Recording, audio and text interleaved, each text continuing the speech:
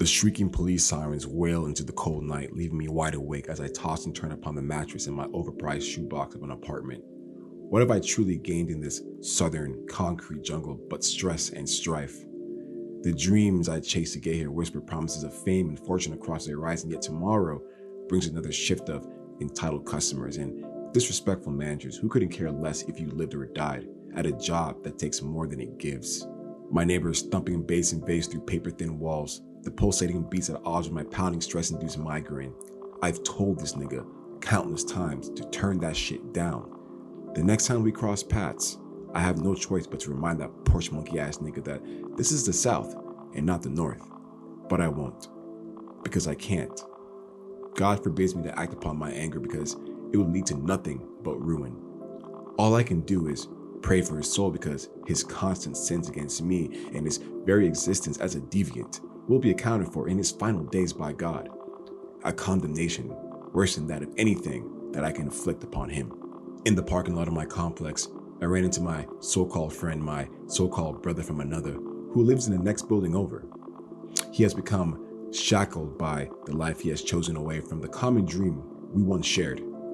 Through gritted teeth and false niceties, we hold back the words we truly want to say to one another. We say our goodbyes and move on with our lives. I won't hear from him for another few months due to his excuses. As I lie awake, I ponder to myself, is this what it means to make it in the big city? Struggling each day just to keep my head above water as the rising tides of bills devour the little bit of money I have to my name.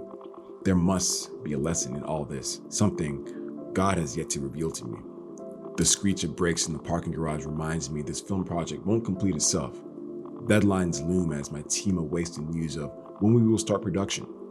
My creativity wanes under the weight of all this stress and pressure, with it creating anxiety.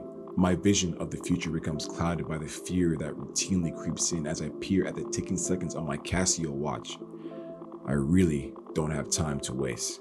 Is anything gained if my spirit slowly withers in shadowed corners and passion ebbs with each sleepless night? These thoughts create a weight of anxiety. Its anchor becomes unbearable at times. The untruths it creates in my mind chip away at any motivation to take any action to improve my station.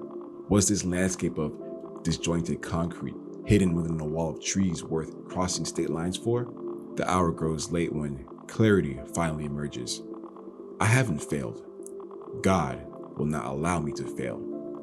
Though triumphs may reveal themselves slowly, with faith in God and patience, the fruits of my struggles will be realized. My creativities were kindled by remembering God's calling, my calling, and why I came to the city in the first place, to conquer in his name. But for now, I'll rest, revived to try again tomorrow, knowing that someday soon, this cramped shoebox may give way to the home I've worked towards all along. That's a good take.